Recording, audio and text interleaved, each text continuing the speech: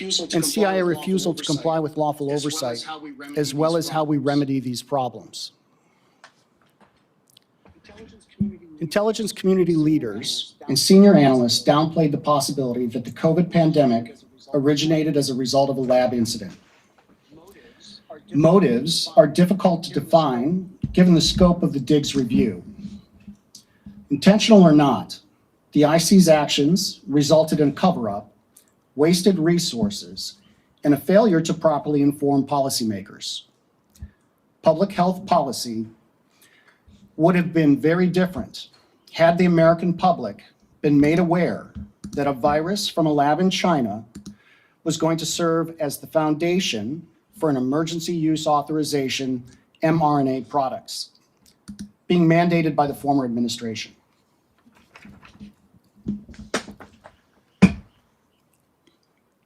Dr. Fauci's role in the cover-up was intentional.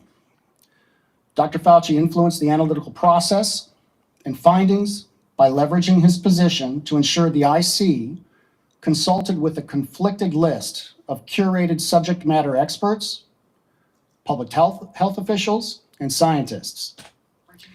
This included some of the authors of the paper, The Proximal Origin of SARS-CoV-2, and other public health experts who have been in his orbit for the last 20+ years.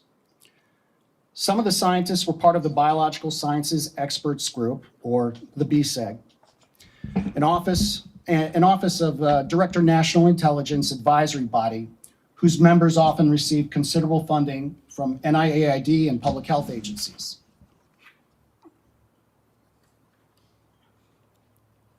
The BSEG scientists influenced national laboratory WMD research, policy decisions, finished analysis, and other intelligence matters, creating misaligned incentives and conflicts of interest, as well as counterintelligence issues.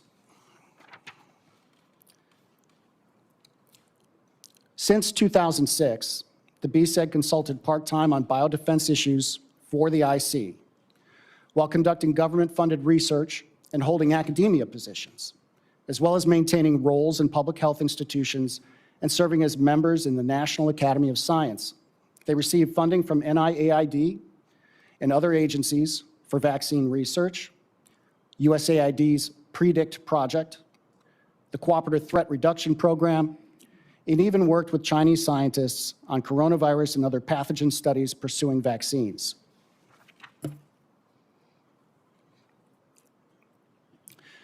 There was no oversight monitoring how this web of relationships influenced research, policy, and public health in any holistic way for over 20 years.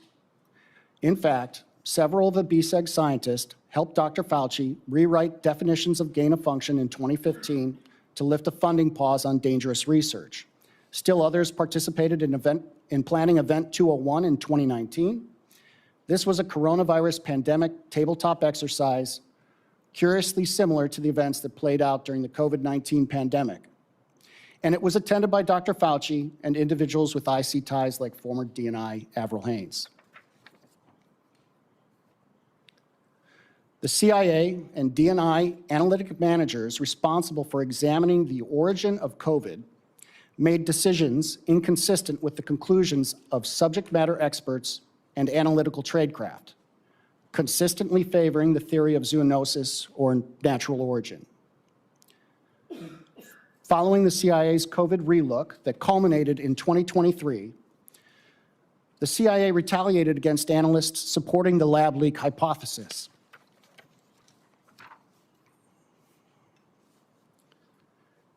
CIA analysts were not bribed.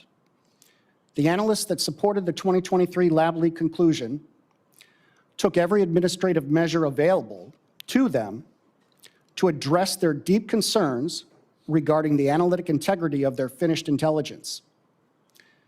CIA managers retaliated against them for their refusal to agree with management's middle-of-the-night anonymous rewrite of the analysis, which changed the assessment to a non-call judgment.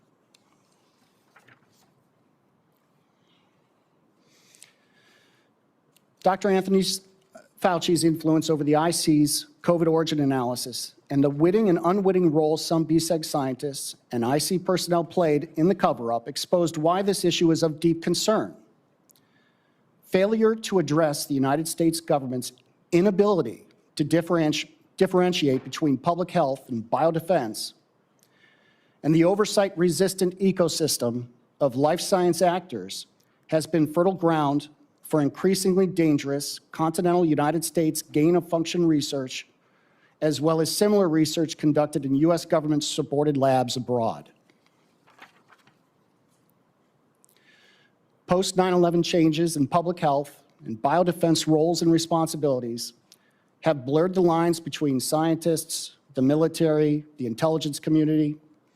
It has resulted in a deliberately opaque and excessively redundant biodefense research policy and financial infrastructure, seemingly intended to escalate bureaucratic bloat. This is a national security crisis caused by the inability to provide real oversight.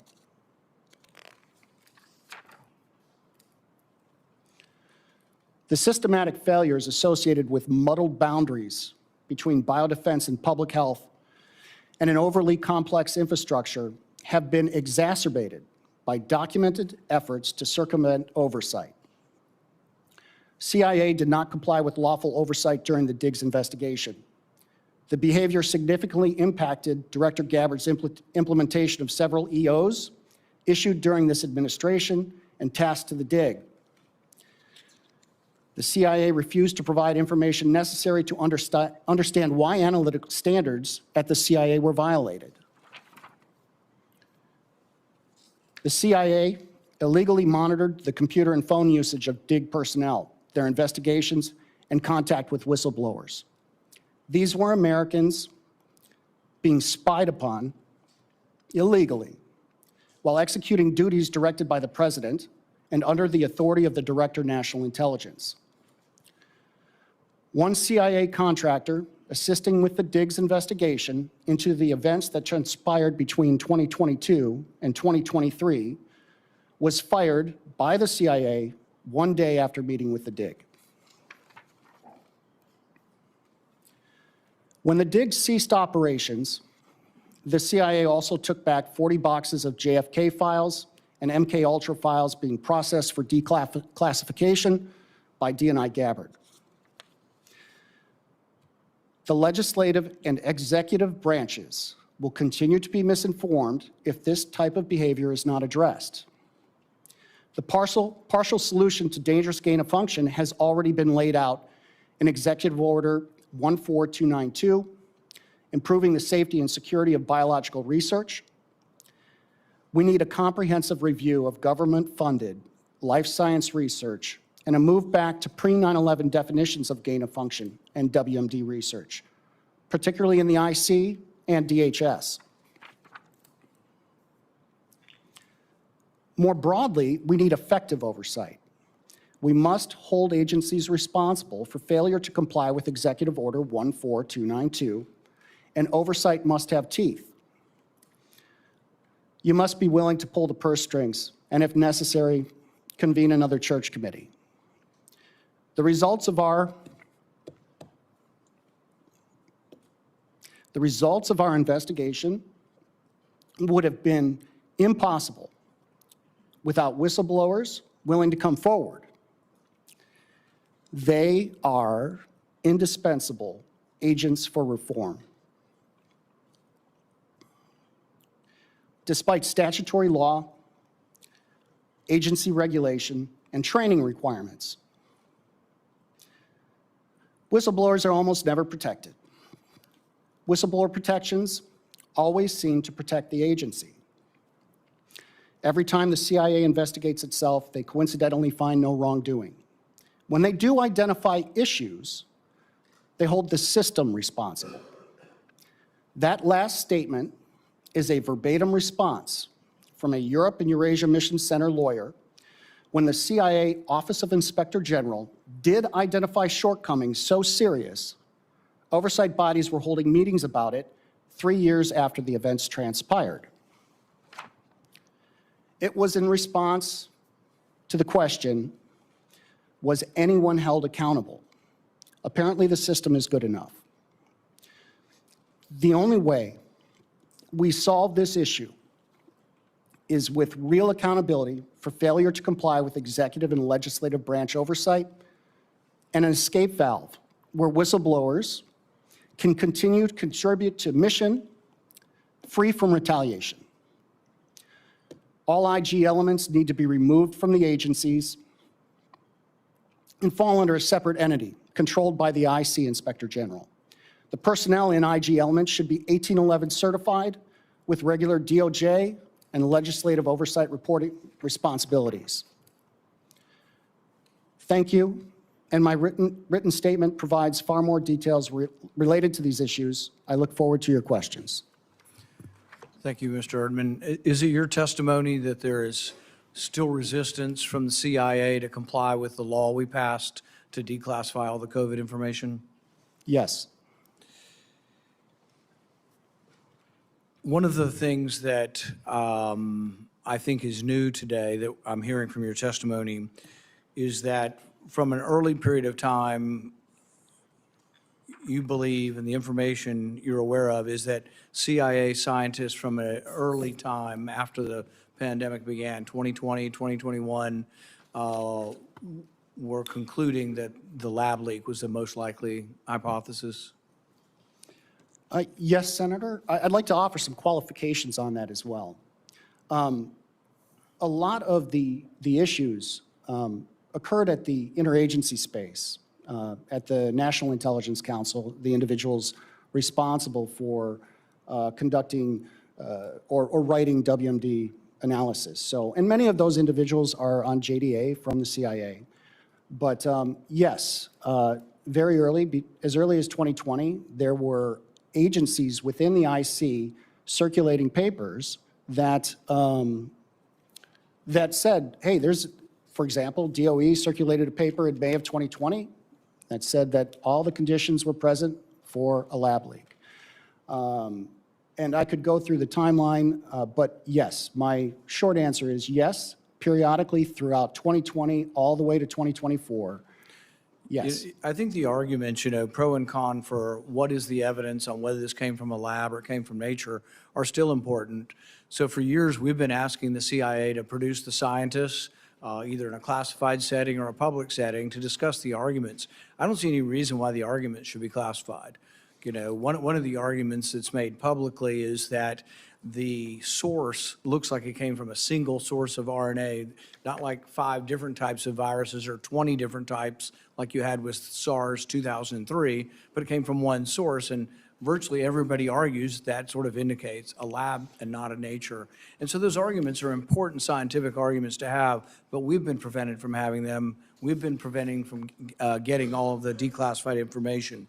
But what I think is of importance that's new today is that your testimony is that the CIA scientists were concluding that it was lab, but then with this, there was a 90-day study in 2021, and this study was done by NIC, led by NIC. Tell us what NIC is again. It's the National Intelligence Council, and individuals responsible for writing various WMD and bio-related issues led that. So when they had this study, they had CIA scientists telling them, look, the evidence, the scientific evidence looks like it came from the lab, but then they brought in Anthony Fauci.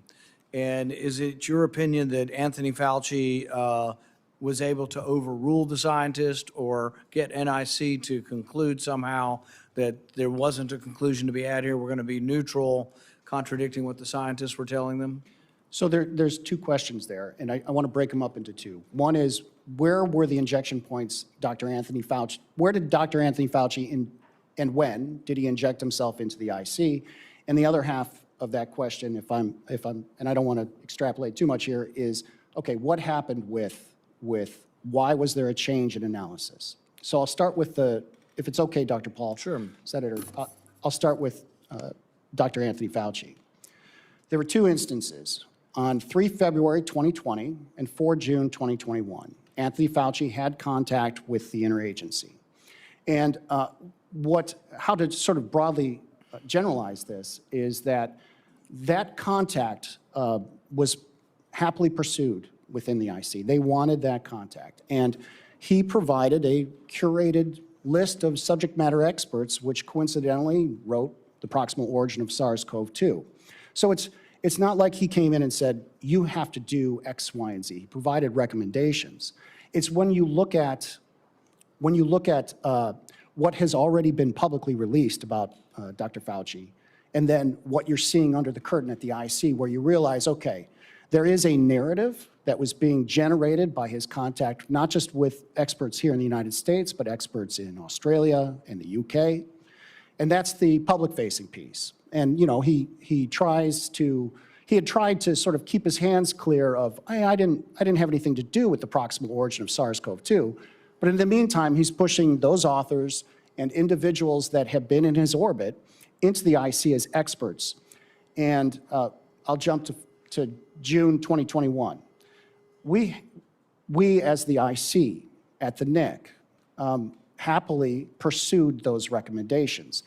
And in one email, which I'll describe to you, the person in charge of leading the 90-day study, you know, he introduced himself to the community that, on what they were supposed to be doing.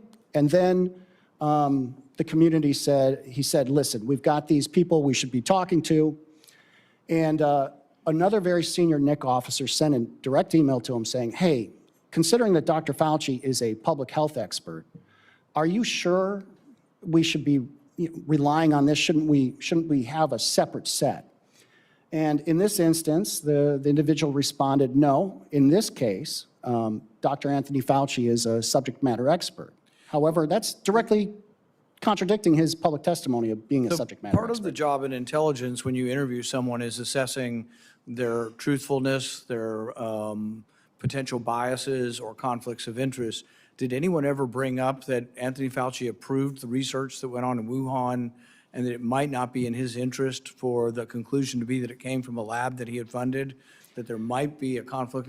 Did anybody ever bring up that he might not be an objective witness? That was one example of an email. No one laid it out quite that clearly. You're piecing it together. We were piecing it together from multiple emails, from multiple agencies, multiple documents. It was more subtle than that. Nobody said, this is happening. And unfortunately, I think they probably should have. It was all out there.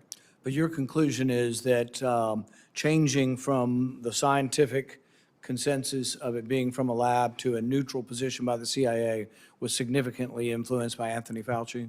It was significantly influenced by Anthony Fauci's injecting himself into the IC. And to go to the second part of your question about what happened, particularly during the 90-day study, we have documentation that shows that as of August 12th, the CIA was considering calling this a lab leak, August 12th of 2021. And then that changed on August 17th of 2021. Right. And unfortunately, because the CIA would not provide us documentation that we asked for, we have no idea why that changed. And that's And they weren't alone, because we know the FBI was coming to the same conclusion that it was lab leak, as well as the FBI. Senator Ernst. Thank you, Mr. Chair. Really appreciate you being here today. I know that this has been a topic for many of us for many years, and we continue to get pushback from the federal government as we're trying to uncover the truth to this matter. For years, folks who discussed a possible COVID lab origin were dismissed as conspiracy theorists. They were censored. Some were even fired from their jobs.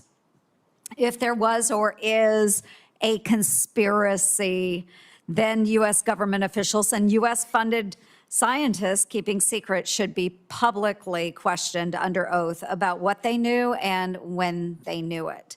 But U.S.-funded scientists somehow are still protected from being questioned publicly, even though they received millions of taxpayer dollars from NIH, DHS, DOE, and DOD. And look, folks, I've long warned about a potential government cover-up of the truth, which our brave witness, again, thank you, Mr. Erdman, has confirmed to us today.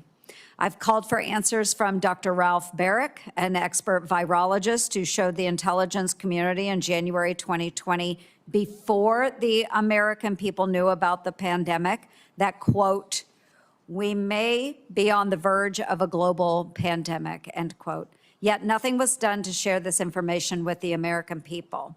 I exposed that the Wuhan lab received $1.4 million in federal funds, fought to cut off every single cent flowing to that lab, and I won on this for the taxpayers. And I haven't backed down from fighting for more information on the true COVID origins.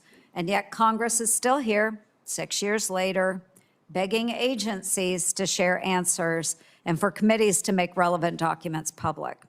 We are tired of Washington cover-ups. And if they aren't our screw-ups here in the U.S., why would the U.S. government cover up for the CCP and other countries? So, Mr. Erdman, Americans would have been angry to learn in early 2020 that their government may have played a role in COVID-19's creation. Would you say such thinking influenced the intelligence community to suppress a lab leak origin theory?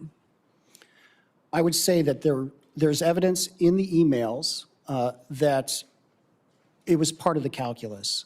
I wouldn't say, so it's very difficult, it's more subtle. Okay.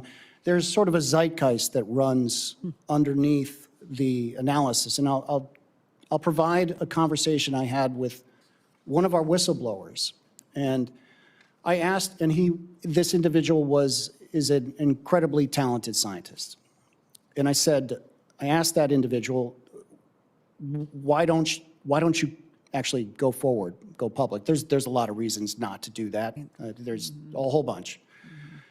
His comment was, nobody wants nobody wanted the lab leak conclusion, and I'm concerned that there's too many people willing to make excuses for China in this organization for the wrong reasons. That was pervasive. And so the individuals we talked to, they never said, one for one, it's because they disliked the sitting president or they were trying to cover up, like managers were trying to cover up for China. But it was a pervasive undercurrent is how they described it. And I think to answer your question, there's certainly reluctance to provide information that would be geopolitically destabilizing or provide ammunition for actions that maybe they thought would be unwise. Did I answer your question, Senator? Yes, you did. And it's troubling to hear that there's an undercurrent of making excuses for China as well. Deeply troubling. We spend millions of dollars to have an early warning intelligence system. And yet today I'm hearing the system may have been alerted, but no one was acting on the information. Do you think that's an accurate statement? I can't speak to the health agencies. I can say that the IC was certainly aware early on that it looked like there might be an issue. And so the intelligence that had come in, I don't think they sat on it. I don't think they sat on the intelligence. Now, that speaks to maybe a broader issue with the interaction between IC elements and non-IC elements. Maybe there's some improvements that could be made there, but I didn't see the IC sitting on information extraordinarily long. Okay, it could have been agencies then extraneous to the IC. Right, and the bureaucracy is real. I mean, it's just every day sometimes feels like a fight just to get simple things done, and that's just part of working in a large organization. So I'm not making excuses. I'm just saying from the intelligence perspective, I think they identified fairly quickly that this might be an issue. Mm-hmm. And with this as an issue, typically we go back, we do after action reviews. Do you think this is something that the U.S. government has learned from? I see you grimace. Maybe share a little bit about that, because if this is system-wide across the federal government, how do we stop this from happening again? What lessons have we learned from this, if any? You're still coming forward as a whistleblower. So what have we taken away from this, and how do we prevent this from happening in the future, whether it's, the spread of a pandemic or, what happened within the agency? So I really don't want to go beyond IC too much because I'm not part of like the health establishment. I'm not in that organization. But part of the reason the DIG was pulled together as a task force, it was a temporary tool to perform something like an after-action review and get at the bottom of what happened. And if you're asking me, did we learn anything? Well, the problem is we did not receive support from the CIA in terms of, and I've documented in my transcribed interview, and I don't want to go into the specifics of that, but there were very specific lists of information we needed so that we could put into context what happened. And so, no, I don't think we've learned our lesson when it comes to transparency and reform.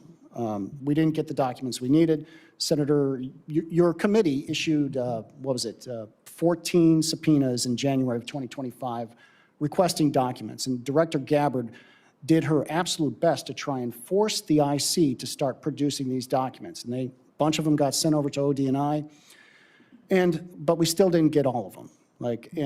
And so what I'll say is, we did not get the documents we needed from the CIA, state INR. And so the lessons in terms of transparency and reform, I don't think those occurred. And they can only occur, if we actually do a full review of what happened during COVID. And again, there's a fair question. How long do you want to be backwards leaning looking at COVID? That's a fair question. You only have limited resources, limited time, limited personnel, and we have limited experts that work within the CIA, and they've got forward-facing threats. Yeah. The reason COVID is so important is because what we did find is that there is a much larger meta problem sitting on top of COVID. The fact that we have these scientists, and again, I'm not vilifying any of these scientists we contracted in to come to the IC. We desperately need their expertise. And so when we invite them in, we're inviting them in because we want their help. And so we need them. But those same scientists, it's this ecosystem that has a lot of money involved. They're involved with the National Academy of Science, for example, some of them. And, National Academy of Science also helps with our WMD policy for the US government. Unfortunately, the National Academy of Science also has a great number of Chinese researchers that co-publish. And so if we're not careful, we're going to have Chinese researchers helping us draft US WMD policy. That's not a good thing. You've got the Counter Threat Reduction Program that involves some of these IC scientists. And once you start cross-pollinating like that, being able to tease out and really provide proper oversight becomes so difficult. And you're talking about also multiple funding streams from multiple different places. It's a very complex problem. COVID, we need the AAR so that and it already pointed to the bigger problem. So maybe that's enough, but Great. we need that. Thank you, Mr. Erdman. Thank you, Mr. Chair. Senator Ernst, one thing I would interject as far as lessons from my perspective is the scientists overseeing gain-of-function research can't be the scientists receiving the money. Right. So we voted last year on the Risky Research Review Act. It'd be a presidential commission, but the scientists that oversee gain-of-function would not be receiving NIH grants. Part of it is that Fauci had a fiefdom, this enormous fiefdom, and he was controlling the funds, but then there was a danger of that he doles it out to people who agree with him, and I think that was happening. Yeah, Senator Moreno. Point well taken. Thank you, Mr. Chairman. Mr. Erdman, first of all, thank you for your service to our nation in the past, current, and future. Quick question for you, because I've obviously never been in the CIA. Is it easy to be a whistleblower? Is it easy to kind of think about, hey, I'm going to go outside the normal chain of command, or does it come with personal risk, career risk, et cetera? I do not believe whistleblower protections are sufficient to protect whistleblowers. So it's not easy. So it's not easy for you to It be is not here, easy. especially you're serving now today. What is your reaction when you look at the dais and you see that there's not a single solitary Democrat member here to listen to your testimony? How does that make you feel? My goal in being here is threefold. I want to talk about COVID. No, I get that, but I'm saying, but you I wish took- they were there. I wish they were there. You're taking personal risk. You're serving the country. You're not partisan. This is not about politics, but somehow it's become about politics because the Democrats don't even want to hear the conversation about what obviously was a grave error that this country made during COVID. And unlike previous situations, there's never been a situation, certainly not in my lifetime, where you had decisions made that affected generations of Americans, kids that were absolutely deprived of their childhood, businesses that were destroyed, families that were torn apart, memories that you'll never get back, trillions of dollars of economic loss. We should at least have a conversation that isn't partisan. And yet, just for the record, there's not a single solitary Democrat senator that's willing to sit in this chamber and listen to your testimony. I think that's an outrage and an insult to people like you. So I'm going to bring a little more levity to what I just said. Back in June of 21, you talked about that, which is interesting. June of 21. I remember June of 21 as something that came up during a comedy show. I'm not somebody who listens to Stephen Colbert, but he had Jon Stewart on. And he said, I'm paraphrasing Jon Stewart, I will not deliver it with the same kind of comedic punch, but it said, "Oh my God, there's been an outbreak of chocolatey goodness near Hershey, Pennsylvania. What do you think happened? Like, oh, I don't know, maybe the steam shovel mated with a cocoa bean. Or it's maybe the expletive-deleted chocolate factory. Maybe that's it." And simple joke, talking about, or maybe the simplest solution is maybe the virus leak happened from the virus lab in the city of Wuhan. Or maybe this chain of events of animals mating to each other all over the world resulted in this virus. What ended up happening is that Jon Stewart was immediately tortured. The Washington Post called his joke a dangerous weapon of propaganda. They called him conspiratorial, and he got massive personal backlash. That was in June of 21. So does it turn out that the chocolatey goodness came from the chocolate factory in Hershey, Pennsylvania? Yeah, just as Director Ratcliffe said in 2020, it sure looks like the chocolatey factory is actually where the chocolate came from. Yeah, and in fact, it's funny that we're all sitting here today because in that same torture of Jon Stewart, Stephen Colbert said that maybe Jon Stewart was somehow a spy of Senator Johnson, because Senator Johnson was the one senator that was saying this from the very beginning. Has continued to hold that accountability, and I applaud Senator Johnson for his absolutely relentless pursuit of the truth in all this. But let me just spend the last few minutes here talking to you about something that you mentioned, which is near and dear to my heart. And I think all these hearings are important. What you said is super critical. And again, I applaud you for taking and having the courage to come here and your detailed and methodical review of all this. But where's the accountability? This is what I hear from my constituents all over Ohio. Is like, great, you got a hearing, you said this and that happened, but they want to see the perp walks.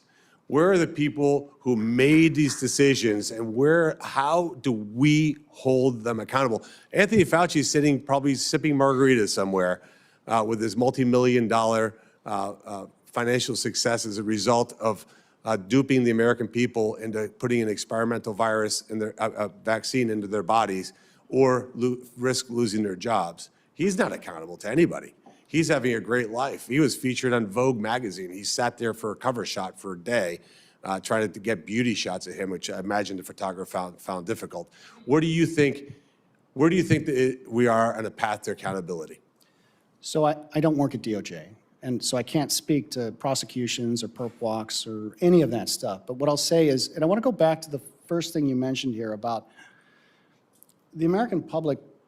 I think, and this is my opinion, I'm not expressing myself as a CIA officer or on loan to DNI, whatever it is. I think we really want both Democrats and Republicans to show up and communicate and cooperate on issues, because part of the most important, and you all know this, I'm sorry, legislative branch, they have some power of oversight. You guys are not, you can't make DOJ prosecute anybody. You can reach across the aisle and you can try and get these people to pull the purse strings when agencies are behaving poorly. And, you know, from my perspective, and I don't mean to criticize anyone, we need the legislative branch to start pulling purse strings. It's got to be with teeth if you want accountability. And this is perfect. This forum here is perfect. It's about the transparency piece. Can't act unless people know. On the accountability side, I can tell you that Director Gabbard is doing her best to pursue accountability with all of the investigations that were undertaken by the DIG. And, you know, we can serve everything up, and it's up to DOJ to take action at that point. And I can't speak to DOJ, but yeah. No, I understand that. And I think what the American people would even expect at a minimum is just an apology for putting the country through this, not giving the proper information. I think that would go a long way. But certainly there was clearly bad actors. Mr. Chairman, you talked about the conflicts of interest. The way you described it was very nice, but ultimately it's corruption. I mean, when somebody's getting paid to give an opinion that's not fact-based and it leads to personal gain, that's just flat out corruption. And what makes America unique is that we don't allow that kind of corruption in our government.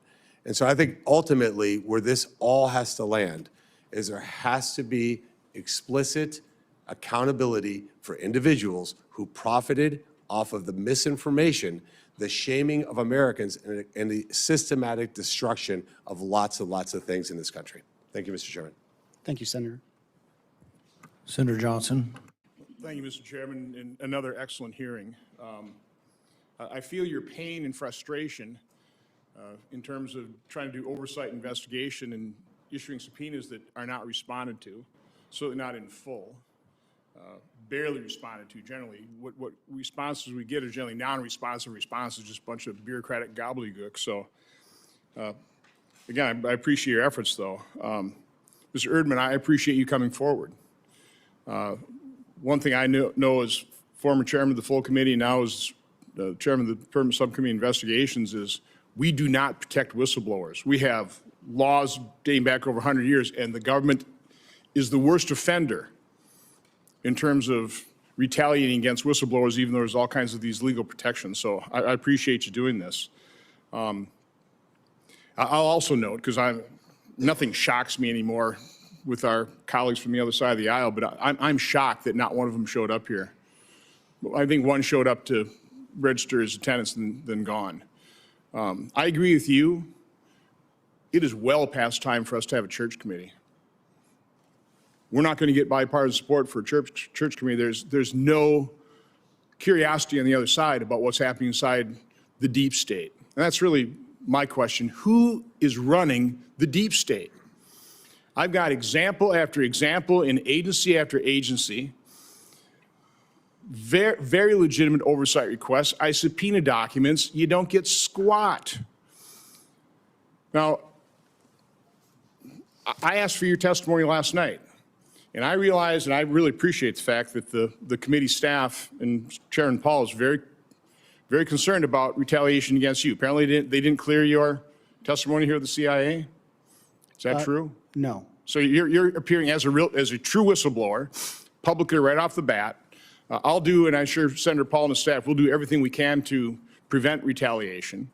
What is your game plan after this? You're done with the in DNI and the DIG organization. Do you plan going back to CIA? I returned to CIA on, was it April? I'm back at CIA. I just took a couple of weeks vacation after it was a long year and I was tired, so I took some time off. So were you welcome back?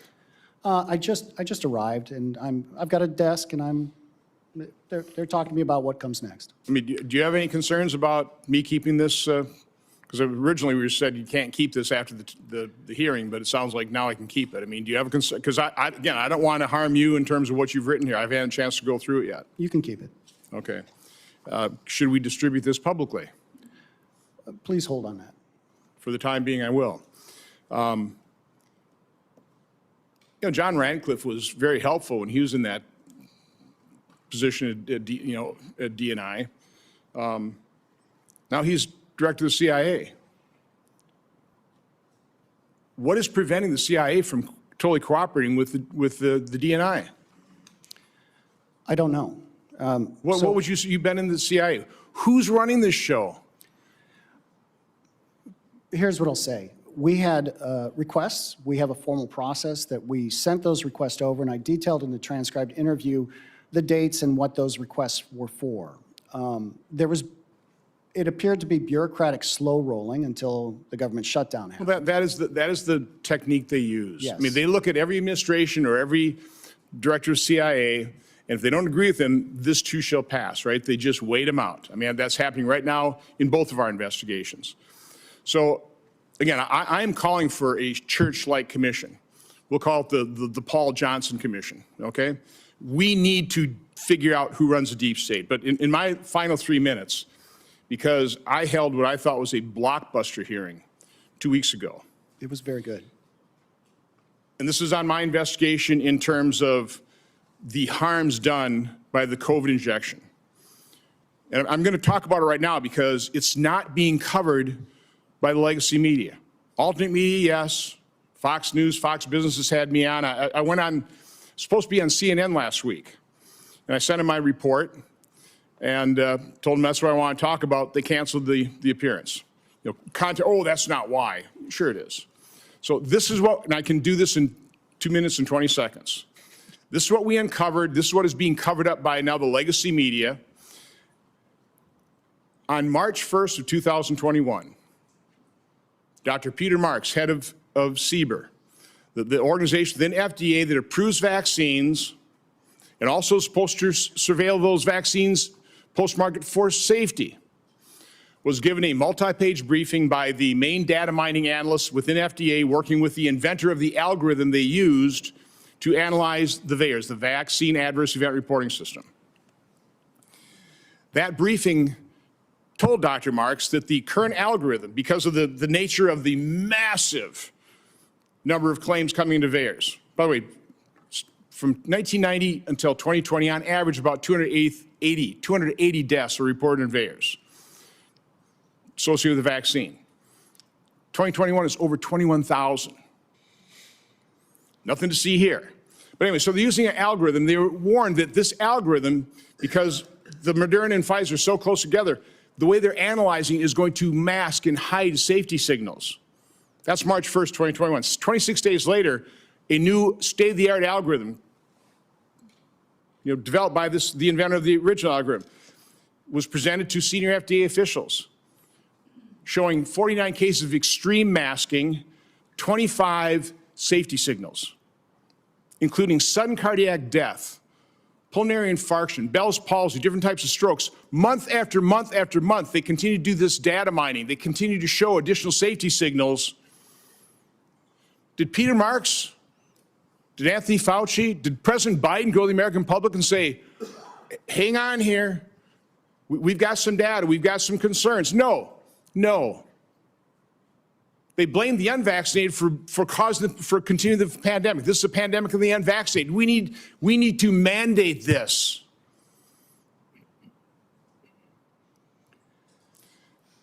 This is what government does. This is what the deep state does.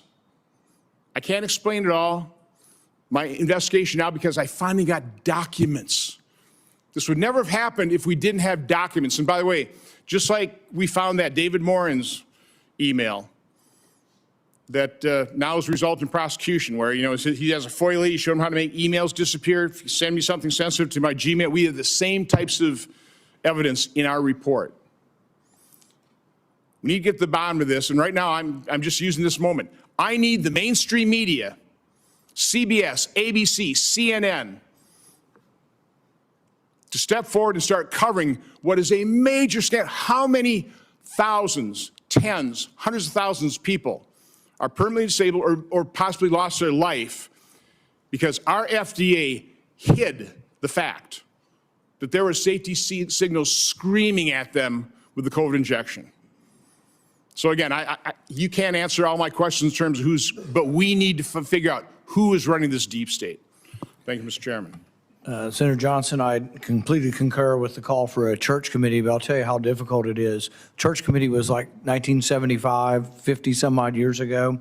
I've been trying to get the classified version of the church committee for over 2 years. But I'm being blocked by the Intel committee, including someone from our own party is blocking having me. They've shown me a room with 400 boxes, and I can go look in all the boxes to see if I can find it. My staff's not allowed to go in the room, but they will not reveal to me something that's 50 years old that should be declassified for the public, much less for me. Maybe we should go together. It probably only takes us about 4 or 5 years to dig through all the boxes. That's right. Senator Holly. Thank you very much, Mr. Chairman. Mr. Erdman, thank you for being here. In March of 2023, the Senate unanimously passed legislation requiring the Office of the Director of National Intelligence to declassify all, I believe the exact language is, declassify any and all information related to potential links between the Wuhan Institute of Virology and the origins of COVID-19. I have some familiarity with this legislation because I wrote it. It passed the House unanimously. President Biden signed it into law under, I think, popular duress. As you may remember, well, first of all, are you familiar with this law? Well, of course, yes. As you may recall, it set a statutory deadline of just a couple of months later, which the Biden administration promptly ignored and blew through. When they finally did release the report, I think we've got a picture of it here that'll appear over my shoulder. It was all of 5 pages. Yeah. Here it is. Wait for it. 5 pages. Remember, the law says any and all information. 5 pages, heavily redacted, even the 5 pages. I think one of those pages is like a cover note or something. Yeah, here it is. The executive summary, 5 pages. This is, according to the Office of the Director of National Intelligence, this is any and all information related to COVID-19 and the Wuhan Virology Lab. Now, you've been on this task force that has reviewed these documents. Is this all the information the United States government had? That is not all the information. And I'll tell you a little story about that if you'd like. A little Please. story about your 5 pages there.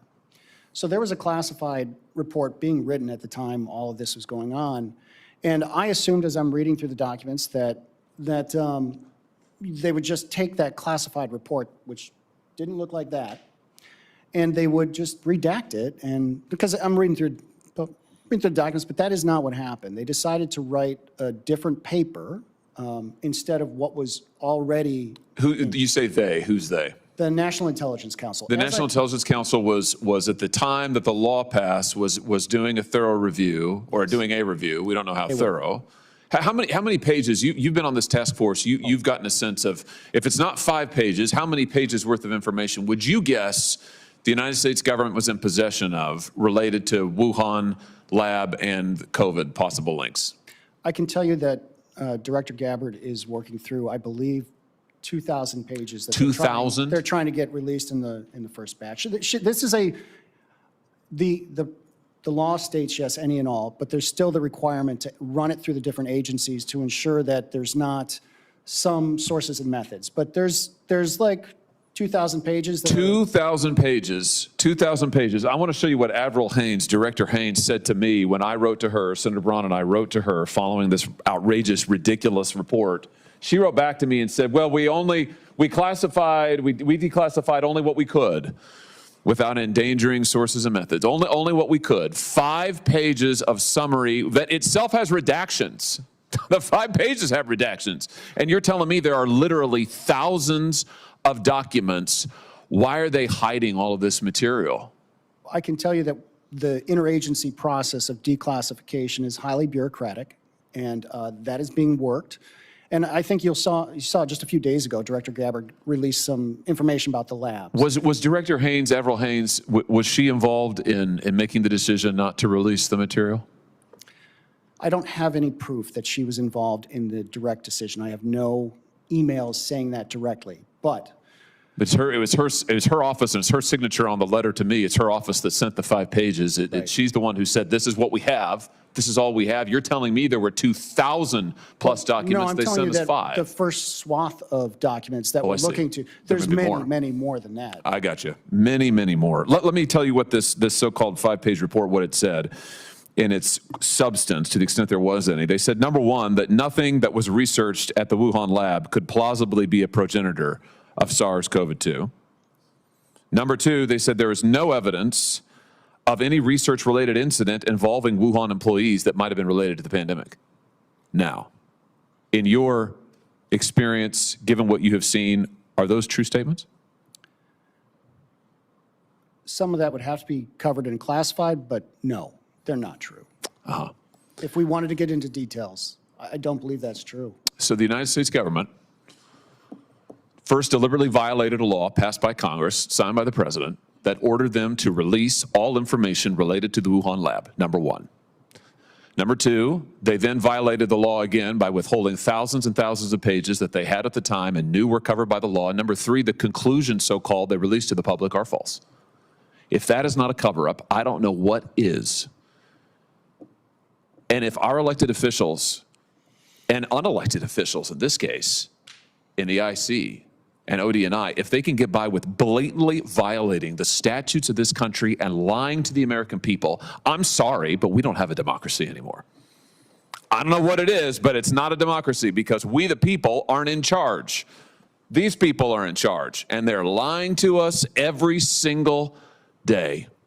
You said in your opening statement that Dr. Fauci, speaking of someone who's not exactly a truth teller, that Dr. Fauci intervened to put his thumb on the scale of what information the intelligence community, the IC, could review when they did their initial assessments of whether or not the Wuhan lab was linked to COVID. What exactly did he do? So let me clarify that. So he reached in and he provided this list of scientists and subject matter experts that we should talk to. And it's not like he's saying, you will go talk to them. He doesn't have the power to do that technically. It's just that the bureaucracy in place at the time was perfectly happy to pursue those recommendations, even when there was a number of individuals who expressed concern, saying, at least one for sure, that said, are you sure we want to do this? He's a policymaker, and we need to have our intelligence cycle. And he had a point of view, did he not? He certainly did. And here's And what was that point of view? Just refresh our memories. he believes it's natural origin. He still does. Of course. I mean, he said this over and over. Now, he would have reason to, given that he supported gain-of-function research to the Wuhan lab, lied about it to Congress, lied about it repeatedly to the chairman, as I recall. So his hands are dirty in this. And yet here he is intervening behind the scenes. It's bad enough that he's out there misleading the public. Behind the scenes, he's trying to intervene to stop our own intelligence community, who are supposed to work for the public, from actually accurately assessing the evidence. This is unbelievable. This is unbelievable. And then people wonder, gee, why are the American people not trustworthy, not trusting of elected officials? I wonder, why are they? I'll tell you why, because we are repeatedly lied to by these people. Lied to and lied to and lied to. I want to thank you, Mr. Erdman, for your testimony.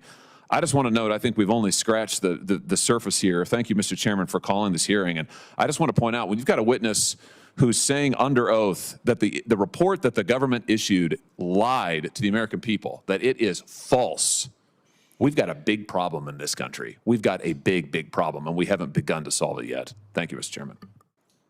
Senator Moody. Thank you, Mr. Chairman. I think this is one of the most important hearings we will hold during this administration. I think when the country went mad, and I don't care if you consider yourself a blue state or a red state, the country went mad, and people were craving leadership and leadership that truly was based on science, not someone that alleged they were following science and seemed to care more about controlling the public. I think this is one of the most important hearings, and I think everyone that actually showed up today, and you see who is here involved and taking part in this hearing, are the ones that want, on behalf of the American people, who are, by the way, are supposed to be in charge of the United States of America, want to get to the bottom of what happened, and not just because that's right, so that the people that are in charge of this nation understood what happened, but so that this never happens again. And if we are trying to prevent a government that is trying to control a populace based on nothing, based on no justification, and making sure that that never happens again, I just want it to be very clear to everyone in this room or anyone who has taken the time to watch that cares about their country and understands what it means to protect freedom.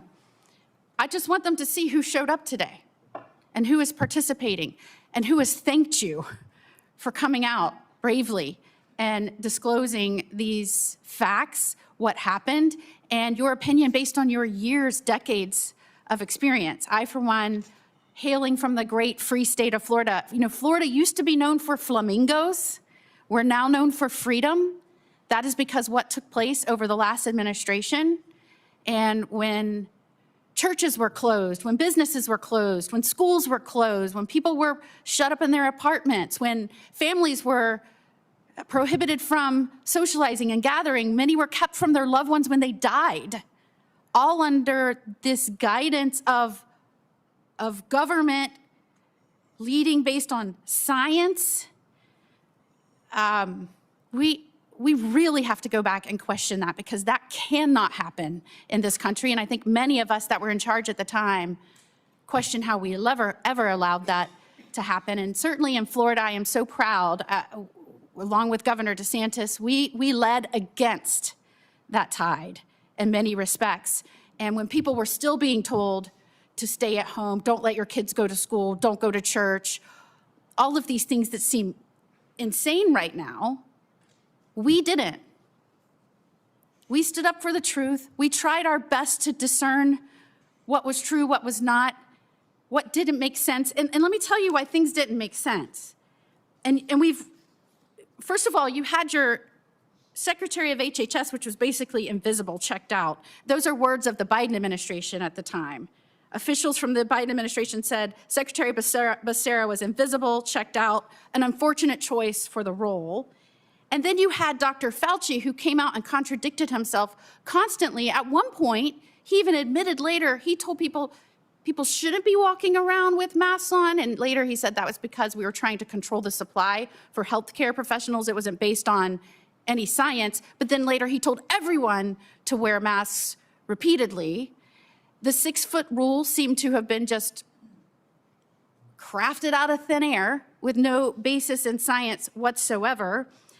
In fact, he said that rule sort of just appeared when he testified, and that guidance on the shutdown of schools and small businesses was arbitrary and not based on any science. So I just want to make sure the American people hear that. You had a government who's supposed to be limited and stay out of people's lives, coming in and offering guidance. Many times it was done under mandates to close businesses, people's livelihoods, to keep children from being educated, to keep people from expressing their faith and gathering to show freedom of religion and their faith and expression. I mean, unbelievable what happened during the COVID years. I was so proud of my state, along with Governor DeSantis. We launched a grand jury investigation because the federal government sure wasn't doing it. And we got to the bottom of some of this, what was being said publicly by those that we had trusted in these positions, and how that was not actually the truth. And the science, that was where the name, the free state of Florida, has come from. And I'm so glad now to be here as one of the newest United States senators, bringing that experience, that grand jury investigation, everything that we did differently in Florida and stood up to the madness. Because that is how the people remain in charge of their government.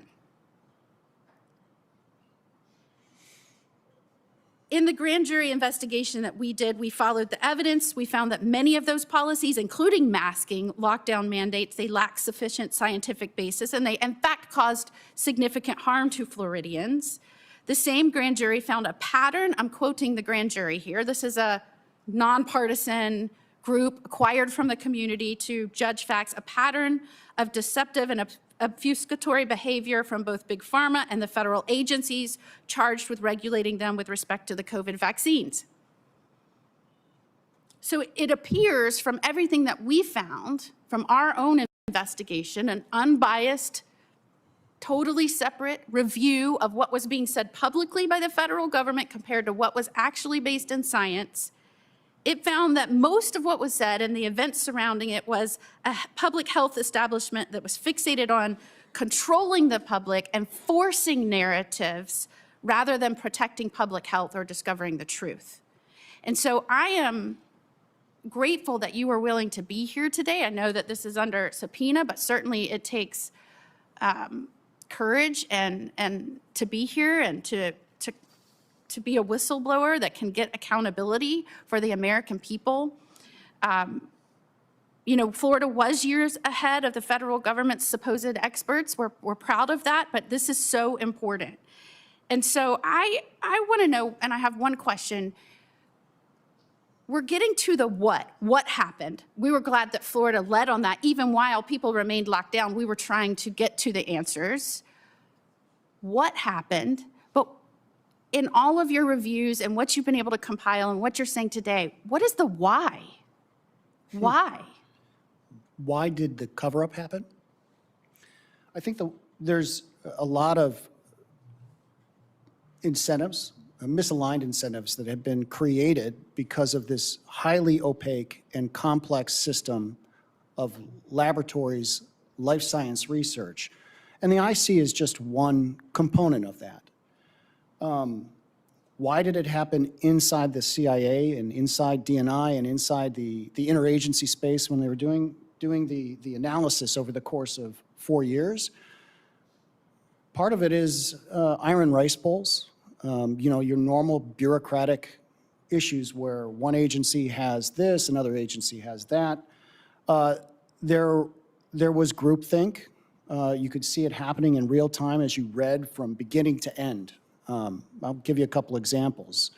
Every time there was an open source publication that came out, they're very good at grabbing that and kicking it up for the contracted scientists, you know, the BSEG, to take a look at and assess. And the goal, it seemed, it always leaned one direction. They never took the publications from Sorensen and Dalgleish, who came out very early. I think it was July 2020 that one of the best papers written was open source by Sorensen and Dalgleish. They never took those papers and said, wow, we've got a lot here, we need to make sure we get this added in. Or Dr. Stephen Quay, for example, who had a lot to say about COVID origins. It was always one direction, and because the interagency space seemed intent on pushing it that way, and why the interagency space? I think the interagency space, I'm talking about the National Intelligence Council and the people responsible for that. I mean, these are people who have relationships with the National Academy of Scientists and the National Academy of Sciences. They've got relationships with the WMD community, and they're all part of this same, I don't know, ecosystem. The planets are all revolving around the same star. And so you get groupthink. There's a multitude of reasons. I didn't find any smoking gun where they said, well, we got to cover this up because for sure the US government paid for research in Wuhan, China. But they were certainly well aware of PREDICT. They were well aware of the diffuse proposal that had circulated. And they had those products available to them. I think you get enough people shouting something down, it gets shouted down. And that happened repeatedly. I do want to just, if I can take just a moment, particularly about the scientists that are brought forward. I really want to emphasize a couple things. And one of it is we can't vilify these scientists. I'm going to give a very short anecdote, and I hope I'm not going over on time or anything like that. But when I got hired to the CIA, I can't tell you how proud I was. I really couldn't believe that they hired me. I'm sure there's some friends who are like, yeah, I can't believe it either. But they hired me because they saw potential to be able to be somebody who could recruit spies and steal secrets. That's my job. Imagine you're a scientist. Imagine the US government comes to you and says, listen, sir, you are a specialist in a field no one else knows about. And in fact, a PhD is, the whole point of a PhD is to push beyond what's known further than anybody else in a very rarefied field. Imagine you're a scientist and the CIA comes up to you and says, or the NIC, the intelligence community, comes up to you and says, you're special. not because we see potential, but because we know you're special and we need your help. We can't vilify these people who wanted to help.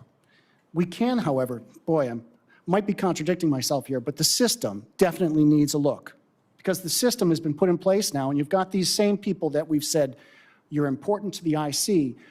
We just haven't done the proper work to ensure that those people who are important to the IC aren't cross-pollinated all over in other places so that they can incentivize the kind of research that we need done or the white papers we need written. We have to have a holistic overview, and I think it's really hard to have like one agency do their review, another agency do their review, the legislative branch do their review. You know, in this case, it is a team sport. So one answer also, Senator Moody, to your question about the why, you know, people think, well, gosh, was there a conspiracy where people, all these evil people had their hands together and they were conspiring to do something bad? And I think George Carlin put it the best. He said, it isn't required that you come up with a conspiracy where interests converge. And I think the interest is we funded a lot of dangerous research. Accidents have happened. This was an accident. In all likelihood, this was an accident. Even the Chinese probably didn't want this to happen in Wuhan. It was an accident. But the interest is that if you funded that research for 10 years, wouldn't I logically want to ask you why, you know, why you did this funding? And so there are dozens of people throughout government who did cover this up, maybe hundreds, but they don't even know each other necessarily, but they had a hand in funding this research through the years. They've been in favor of it. It's been a big debate. For 20 some odd years, there's been a huge debate, maybe longer. People think this is the first virus that got out. One of the most, it's not as much reported, but one of the most famous viruses that got out was the Russian flu of 1977. And we're not sure it came from Russia or where it came from, but the interesting thing is nobody over 24 got the flu. Zero, not one person. Why? Because the Russian flu of 1977 had the exact same RNA structure as a flu in 1953 that had been kept in a lab somewhere. How do you get an identical virus 30 years later? Viruses mutate every couple of months like COVID has. There is no way to have an identical virus unless you got it from a lab. So proof positive that the 1977 flu actually came out of a lab. An accident, once again, an accident. There's a woman who's written about this. I think her last name is Young. She says that over a period of years, like 1,500 major accidents that she's cataloged. So it's not only about malfeasance, it's about safety of these labs. In fact, some people were finally convinced that this came from Wuhan because it was a BSL-2 instead of a BSL-4 for much of the time, that it didn't have enough safety precautions. But even the safest one, the 4, still has accidents. So maybe some of these experiments, we ought to reconsider whether we do them. Thank you, Mr. Chairman, and it just goes to show why it's helpful to have a doctor as our chairman. You could also be a witness. Thank you. We're going to conclude pretty quickly. I'm going to give Senator Johnson another chance if you have another question. I've got a quick question, then I want to go someplace else. In September 2023, we apparently had a CIA whistleblower come forward, and there are news articles written about this, that 6 of the 7 analysts to describe this were bribed to change their analysis. Is that true? No. So there's some clarifications on that. What is true, and I thank you for bringing up this question, Senator Johnson, because this is one of the things I wanted to make sure the record was corrected. So, and if I have just a few minutes here to sort of talk through this, there was new information that came out in 2022, and it, you know, forced the community to try and conduct a relook. There were 10 CIA scientists, I'm talking from the CIA side now, not on the NICS side, 10 CIA scientists that were said, why don't you go ahead and do a COVID relook? On that team, there were 7 SMEs, subject matter experts, technical experts with, you know, lab experience, medical experience. And so they began their relook. And by the time they wrote their paper, they wrote a paper and they said, we're assessing this as a lab leak. 8 of the 10, according to multiple whistleblowers, 8 of the 10 were definitely leaning in on lab leak. They sent that paper, that draft paper, up to the Weapons and Counterproliferation Center front office and said, take a look. And magically, a new report shows up that allegedly contradicted the information that had come in earlier that year. The multiple people we spoke to said, yeah, it didn't really contradict it. But they were told, go back to the drawing board and do a reassessment. So the interagency got involved. They were having discussions. So they go back to the drawing board. And by the time 2023 rolls around, they've got their answer. They say, 6 of the 7 technical people on that team. So there's 10 people on the team. 6 of the 7 technical experts say, yep, we still think it's a lab leak. We still think it's a lab leak. And they were sticking to their guns. Management changed the analytic line. They changed the conclusion to a non-consensus call. Actually, worse than that, they said that the exact words were, I don't want to get this wrong.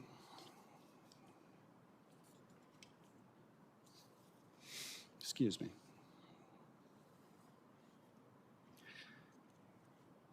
We may never precisely know the origin of SARS-CoV-2. Precisely. Precisely is not a term analysts use. They use like low confidence, medium confidence, yes, no. Precisely is a word you use when you want to deliberately end discussion. Because do you know how many resources we'd need to precisely know the origin of SARS-CoV-2? So again, I want the chairman to indulge me a little bit more here. There's no bribes paid. This is just a management decision. They overrode what the, okay. But the financial piece definitely needs to be looked into because they did receive an EPA. They got it. It's $1,500. Okay, so it may be true then. No. Let me be very clear. There were no bribes. They received an exceptional performance award. They were upset with it, and it was not a bribe. But what I will say, Okay. the people who They were not, rewarded for.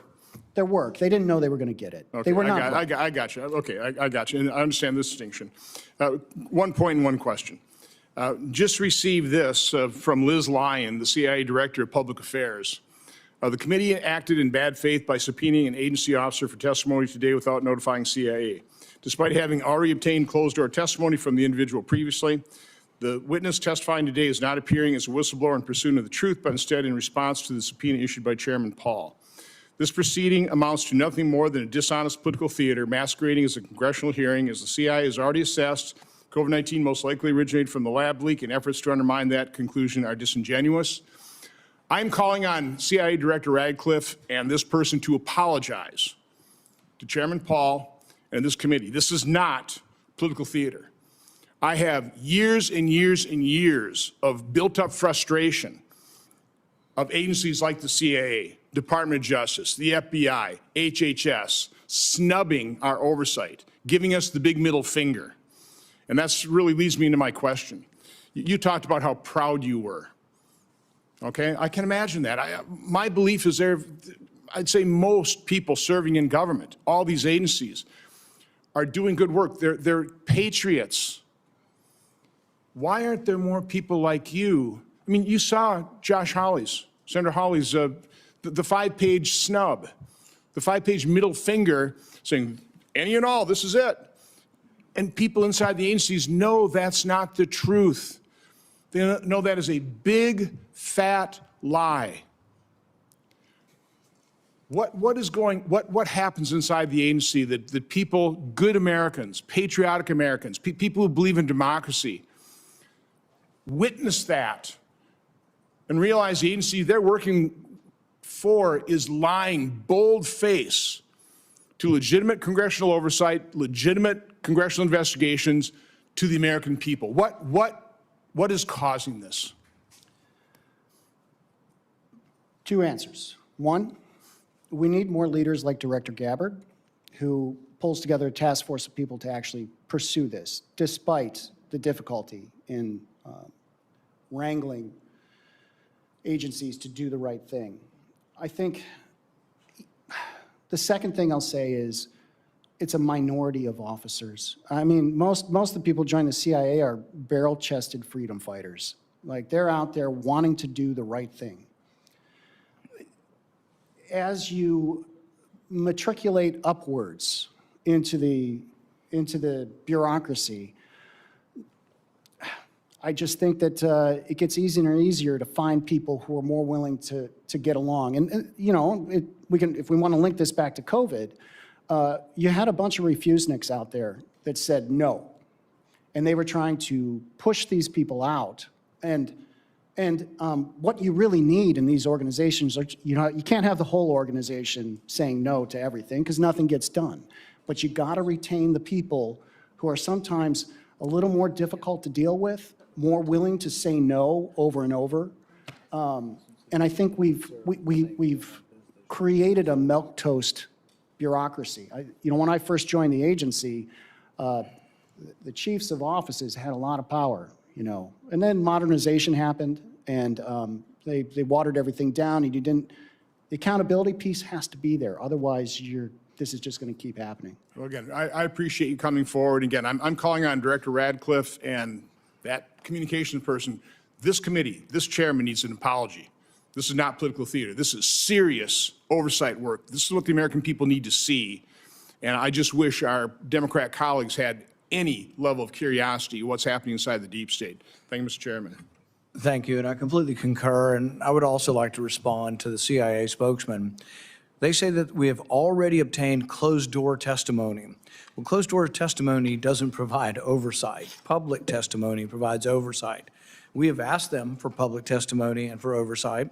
We would love to have the scientists the 6 or 7 scientists that were commissioned to look at this, we'd love to see their report. Why would we not be allowed to see their report? I can't even read that in private. But that should be public, the science. If there are sources and methods, mark them out, redact them. But we should be able to see that. But for them to have the gall to say, oh, we allowed the witness to testify in private and that should be enough. No, you were told by Congress unanimously to declassify this material and you send us 5 pages. Imagine how many, you mentioned maybe 2,000 pages. DOE has a report. That's got to be 40 or 50 pages, but the base documents for DOE's report are probably run into the hundreds of pages just for that one report. And they did a great analysis of this, but still most of that is not available to the public. Why does it need to be available? Because this is going to happen again, and we need to be prepared, and we need to talk about it. One of the other things we didn't get to in this hearing, but we need to talk to, how do you prepare for the next pandemic? Well, one of the things that actually worked was monoclonal antibodies. We need to be talking about how we can quickly produce them again, how we can quickly get started on things like that. What worked and what didn't work? Masks didn't work. 6 feet of distancing, there was no science. They say follow the science, and yet it looks like everything that happened at the CIA was the politicians overruling the scientists. The scientists were concluding this came from the lab, from a lab leak, in all probability. The politicians were overturning them once at 2 in the morning. So that is one of the takeaways from this, is that, yes, follow the science and the scientists, and that the scientists need to not have a conflict of interest. Which leads me to the final point I'll make before we conclude. I applaud the Trump administration for an executive order saying no more gain of function. It is head and shoulders above anything. The Biden administration really didn't do much of anything on this. The Trump administration is trying to live by that. The reason it won't work forever is that people who have a Weasley way with words, let's say Anthony Fauci, will come back into play, and half of his lieutenants probably still work over there. One of them will get in power again, and all they will simply say is, oh, creating that new virus that grows 10 times faster and grows better in human cells, oh, that's not gain of function. Because that's what Anthony Fauci was doing. He was still doing the gain of function research. He was just saying, oh, the way I look at the definition, that's not really. So we do need a commission. And what I proposed is the Risky Research Review Act. It'll be a presidential commission. It'll have scientists on it. They will be experts, but they will not be currently in the employ of government competing for grants. I think that is a conflict of interest. They have to be people outside of it. There also will be some people who are national security experts as well. And we have to look at the list of things. One scientist, Dr. Esfelt, ordered off the internet under Biden's policy. He ordered snippets of DNA from here and here, chopped them up, put them together, and he made the Spanish flu. Now, he told the FBI he was doing it because he wanted to prove a point. He didn't create the infectious portion of the Spanish flu, but he said, look, I can do it by just ordering DNA. So there are a lot of things that have to be addressed. And unfortunately, it's somehow a partisan issue, and we're not getting anywhere. But I want to applaud you for your courage in coming forward. You did come forward at the response of a subpoena. That is a lawful subpoena, and I see no reason that anyone should try to punish you. If anybody does try to punish you, I can promise you that we will defend you. Thank you very much. The Thank you, Senator meeting is Paul. adjourned. Thank you. Yep. I would like to thank our witness for joining us here today to share his testimony and expertise with the committee. The record for this hearing will remain open until 5 p.m. on Wednesday, May 13th, 2026, for the submission of statements and questions. For the record, the hearing is now adjourned. Thank you.